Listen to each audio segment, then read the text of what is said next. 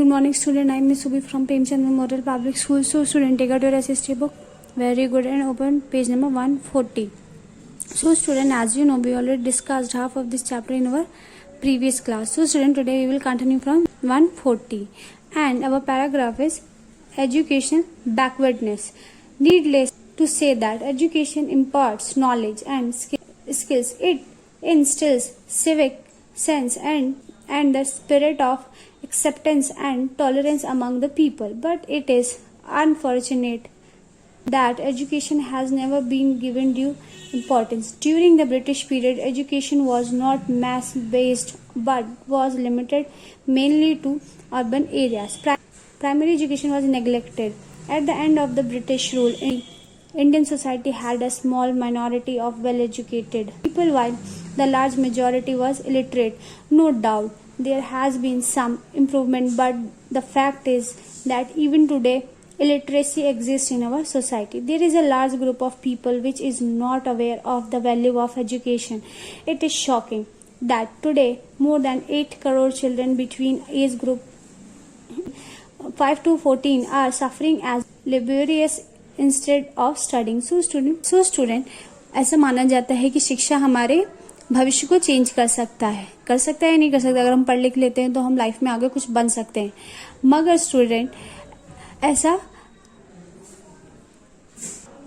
Student शिक्षा को कभी भी महत्व नहीं दिया गया। और जब ब्रिटिश काल इंडिया में आई तो उन्होंने अपने फायदे के लिए कुछ लोगों को पढ़ाया लिखाया, और जिनको पढ़ाया लिखाया स्टूडेंट वो तो शिक्षित हो गए, मगर जो बाकी के थे वो क्या है, लिटरेट, दैट मीन्स अनपढ़ लोग रह गए। ओके। और स्टूडेंट जो प्राइमरी एजुकेशन है हमारे इंडिया में उसे उतना महत्व नहीं दिया जाता। ओके। सो स्टूडेंट, तो आज भी इंडिया का सबसे बड़ा भाग क्या है स्टूडेंट, अनपढ़ है। ऐसा नहीं स्टूडेंट की चेंजेस नहीं आए हैं, बहुत सारे चेंजेस आए हैं, लोग अवेयर हो रहे हैं, सरकार बहुत सारे कैंपेन चला रही है बच्चों के लिए, एंड चाइल्ड लेबर को भी रोका गया है, मगर तो भी स्टूडेंट लोगों की जो दर है वो काफी इंडिया में बहुत ज्यादा है। ओके। और जो क्या हुआ स्टूडेंट, अगर वो पढ़े लिखे नहीं है तो उन्हें अपने राइट्स नहीं पता, उनको यही नहीं पता उनके पास कौन कौन से राइट गवर्नमेंट ने उनको दिए हैं या कौन सी स्कीम्स गवर्नमेंट उनके लिए निकालती है। तो क्या हुआ स्टूडेंट, इससे क्या हुआ, जो लोग पढ़े लिखे वो हर चीज का फायदा उठा सकते हैं, बट जो अनपढ़ है, इंडिया का काफी बड़ा भाग अनपढ़ है स्टूडेंट, तो वो क्या होगा स्टूडेंट, जिसकी वजह से वो उसका फायदा नहीं उठा सकते, जिससे वो और पिछड़े हो जाते हैं। और एंड स्टूडेंट आज भी 8 करोड़ बच्चे जो 5 से 14 साल के बीच हैं वो पढ़ाई की जगह क्या करते हैं स्टूडेंट, काम करते हैं। आप यहाँ पिक्चर देख रहे हो, ये छोटा सा बच्चा चाय बना रहा है, तो क्या है स्टूडेंट, ये इसकी पढ़ने की उम्र थी बट ये काम कर रहा है, तो ये क्या हुआ, हमारे लिए एक एजुकेशनल बैकवर्डनेस हुआ। Okay student. Next paragraph is the above mentioned inequalities of discrimination under our society is very backward. There was a great disparity between people. This greatly affected the status and morality of individual. Women lagged behind men in almost all spheres of life. This caused social backwardness. As a consequence, our constitution makes thought overall these problems, and in order to make our democracy strong, they accepted equality as one of the major ideals of our constitution. Right to vote was given to the entire adult population to establish the concept of equality more strongly in the Indian society. So student, जितने भी हमने discrimination पढ़ा, चाहे वो education के ऊपर हो या कास्ट हो या जेंडर हो, तो क्या होता है स्टूडेंट, ये हमारे जो समाज है उसको क्या करता है स्टूडेंट, ये हमारे समाज को और पीछे ले जाता है। Okay student. और जिससे क्या होता है स्टूडेंट, ये एक सोसाइटी में भेदभाव को भी कहीं ना कहीं स्टूडेंट क्या करता है, दर्शाता है। ओके। एंड स्टूडेंट जो वुमेन्स है उनको मर्दों से हर फील्ड में क्या किया गया स्टूडेंट, पीछे रखा गया है। वुमेन्स को उतना एबल ही नहीं समझा गया कि वो मेंस के बराबर फाइट कर सके, बट आज के टाइम में तो ऐसा नहीं है ना, आप देखते हो हर फील्ड में वुमेन आगे है और बहुत अच्छा कर रही हैं। Okay student. And next is right to vote. So student, right to vote क्या है, हर एक अडल्ट को दिया गया है, दैट मीन्स कि जितने भी 18 साल से ऊपर है उन्हें वोट देने का अधिकार है। जिससे क्या होता है स्टूडेंट, वो हमें एक इक्वल कंट्री में रहने के लिए इक्वल हक प्रदान करता है। दैट मीन्स कि कोई अमीर है वो वोट नहीं देगा, स्पेशली अमीर लोग वोट नहीं देंगे या फिर पर्टिकुलर जाति के लोग वोट नहीं देंगे। इंडिया में हर एक इंसान, चाहे वो अमीर, गरीब, काला, गोरा, कोई भी हो, वो वोट दे सकता है जो 18 साल के ऊपर हो। सो स्टूडेंट, इससे क्या होता है, एक समाज की इक्वालिटी की नींव रखी गई जिसकी वजह से। Okay, next is governments efforts to implement equality assured by the Constitution. Our Constitution ensures equal status and opportunity to each individual.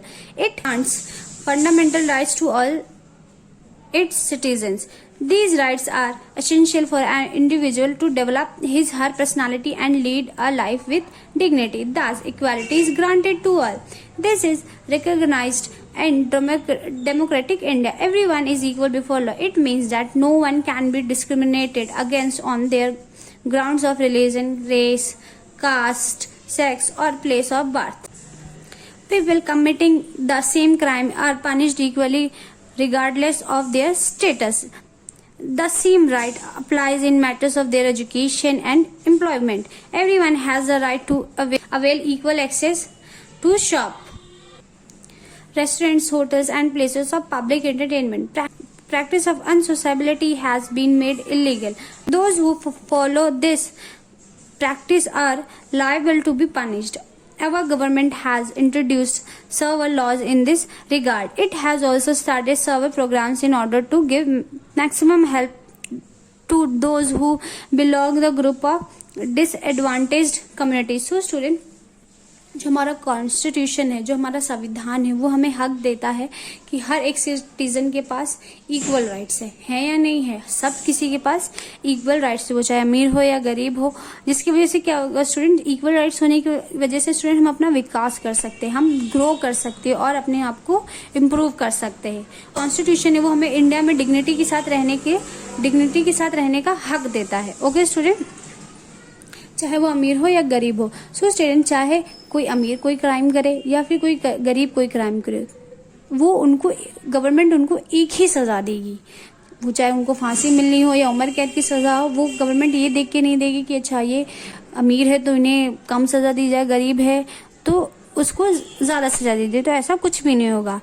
जो रूल तोड़ेगा उसे इक्वली सजा दी जाएगी और उनके साथ जाति, धर्म, जेंडर के आधार पर भेदभाव भी नहीं किया जाएगा और सबको एक बराबर सजा, हक, सब कुछ इक्वल दिए गए हैं। Okay student, next is mid day meal scheme.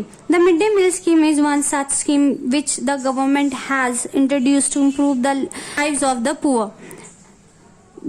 This scheme is a multifaceted program that, among other things, seeks to address issues of food security, lack of nutrition, and access to education on a pan-national scale. It involves provision of for free lunch on working days for children in primary and upper primary classes in government. Government added local body education grant scheme EGS and alternative innovation centers Madras and Maktabs supported under Sarva Shiksha Abhiyan and National Child Labour Project schools. The primary objective of this scheme is to provide hot cooked meal to children of primary and upper primary class.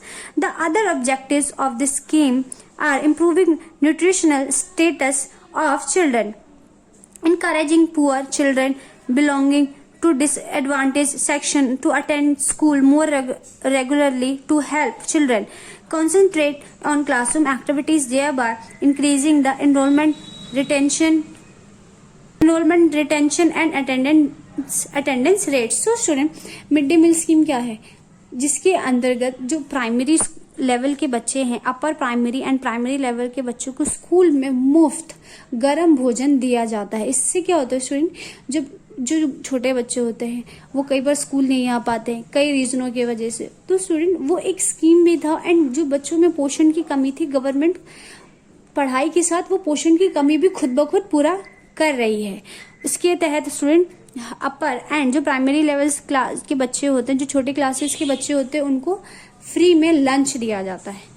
Free में उनको पूरी भरपूर मात्रा में उसमें nutritions, minerals सब कुछ होता है, ताकि वो बच्चे टाइमली लंच भी कर पाए, जो उनकी बॉडी की ज़रूरत है वो भी पूरी हो जाए, एंड वो स्कूल भी ज्यादा हैं स्टूडेंट। अगर next is equal opportunities in private schools, realizing that there exists a gulf in the types of school that the rich and poor go to. In some states, the government has made it mandatory for private schools to reserve a minimum number of the children belonging to the economically backward groups.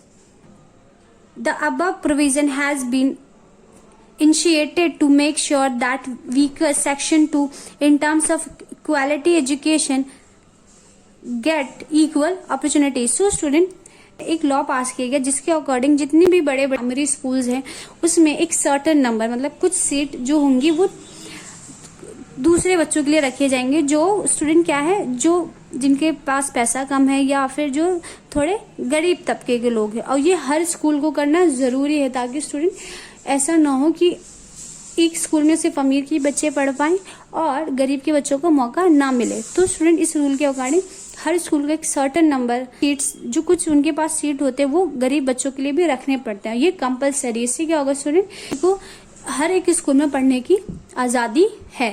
Next is civil rights movement. Civil rights are the rights necessary to ensure one's ability to participate in the civil and political life of the state without discrimination. It includes equal treatment of people with respect to protection by the law and the enjoyment of life, liberty and property. Like India, many other countries are also struggling over the issue of equalities. For example, in the United States of America, people were divided into two groups of white Americans and the blacks African Americans.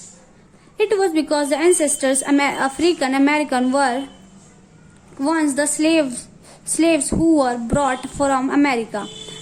African Americans were treated extremely unequally and denied equality before law. So student, civil rights मतलब हर इंसान को एक अधिकार में हम इसमें पढ़ेंगे कि हर किसी को एक अधिकार मिलना जरूरी है, हर एक इंसान को, चाहे वो कोई भी तबके का हो।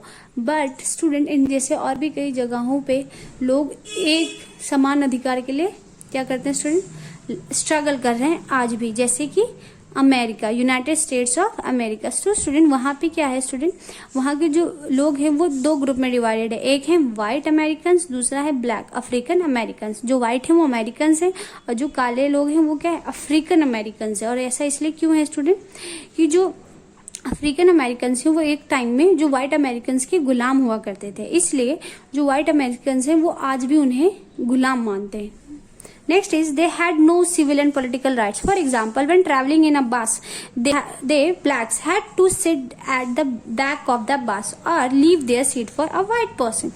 There were separate lunch counters for black and whites and separate schools for black and whites. So student, जो ब्लैक्स थे उनके लिए कोई भी सिविल या पॉलिटिकल राइट्स उनके पास नहीं है। फॉर एग्जाम्पल के लिए जब वो बस में ट्रैवल करते हैं स्टूडेंट, तो जो ब्लैक लोग होते हैं उनको पीछे बैठना होता है, चाहे वो आगे की सीट खाली क्यों ना हो, उनको तब भी क्या होगा स्टूडेंट, पीछे बैठना पड़ेगा। एंड अगर कोई व्हाइट आ जाता है तो स्टूडेंट उनको उनके लिए व्हाइट लोगों के लिए अपनी सीट छोड़नी होगी। And student black and white लोगों के लिए अलग स्कूल है, वो अलग अलग स्कूल में जाते हैं और अलग अलग खाने लंच करते हैं। सो स्टूडेंट ये क्या है, गलत है ना, वो उनके साथ भेदभाव इसलिए करें क्योंकि वो काले हैं।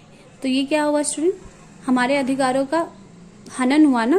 दे were not allowed to mix with the whites in order to fight for equality the civil rights movement started. So student then जब इतनी सारी भेदभाव के बाद कौन सा मूवमेंट स्टार्ट हुआ, civil rights movement. Civil rights movement began in USA in 1950s, in which African American people demanded equal rights and to racial discrimination. This movement initiated on 1st December 1955 with the incidents that happened with Rosa Parks. So student 1950 में जो civil right movement है वो start किया गया। Okay student, and ये कब start हुआ, जब एक घटना किसके साथ हुई, यस रोजा पार्क के साथ। इसके बारे में हम आगे पढ़ेंगे। Okay, Rosa Parks was an African American woman. She was tired from a long day at work, so she refused to surrender her seat on a bus to a white man on 1st December 1955. Her refusal led to her arrest. This day started a huge agitation against the unequal ways in which African Americans were treated, and this came to be known as the Civil Rights Movement. Martin Luther King Jr. was an inspiration to the people during the American Civil Rights Movement, and he showed his followers to path of non-violence, peaceful resistance in opposition to black domination. So student, then क्या हुआ, जब रोजा park के साथ एक घटना हुई जिसके अंदर स्टूडेंट, जो रोजा पार्क थी स्टूडेंट, वो एक अफ्रीकन अमेरिकन थी. ओके, रोजा पार्क अफ्रीकन अमेरिकन थी, जिसके वजह से स्टूडेंट वो बस में आ रही थी, तो उनसे एक वाइट अमेरिकन ने उनकी सीट मांगी, तो उन्होंने देने से क्या किया स्टूडेंट, मना कर दिया कि वो अपनी सीट उनको नहीं देंगे, जिसकी वजह से स्टूडेंट उनके साथ बहुत बुरी तरीके से क्या किया गया स्टूडेंट, व्यवहार किया गया. उनके साथ बहुत बुरी तरीके से स्टूडेंट व्यवहार किया गया. ओके, जिसकी वजह से स्टूडेंट क्या मूवमेंट स्टार्ट हुई, सिविल राइट्स मूवमेंट, जिसके अंदर उनको हक दिया गया, उन्होंने फाइट किया अपने हक के लिए की. एंड देन वो जो ब्लैक अफ्रीकन अमेरिकन्स थे, वो अपने हक के लिए खड़े हुए ताकि उनको भी इक्वल हक मिले जो व्हाइट्स के पास है, वो ब्लैक अफ्रीकन अमेरिकन्स के पास भी हो. So student, now we will discuss exercise. Question number A, answer this question orally. So student, इसमें क्या करना है, आपको क्वेश्चन आंसर्स पढ़ने हैं और इसके आंसर्स खुद ढूंढने की कोशिश करनी है. Question number B, choose and take the correct option. So student, इसमें क्या करना है, आपको टिक द करेक्ट ऑप्शन पढ़ना है अच्छे से एंड ढूंढना है. Question number C, answer the following questions in short. इसमें आपको जितने भी क्वेश्चन आंसर्स हैं उन्हें शॉर्ट में आंसर देने हैं, तो उसके लिए आपको अच्छे से चैप्टर पढ़ना है, देन उसके आंसर देने हैं. Question number D, answer the following questions in detail. So student, इसमें क्या करना है, आपको जितने भी क्वेश्चन आंसर्स अच्छे से पढ़ के आंसर डिटेल में देना है. Okay student, that's all for today. Thank you so much. Have a nice day.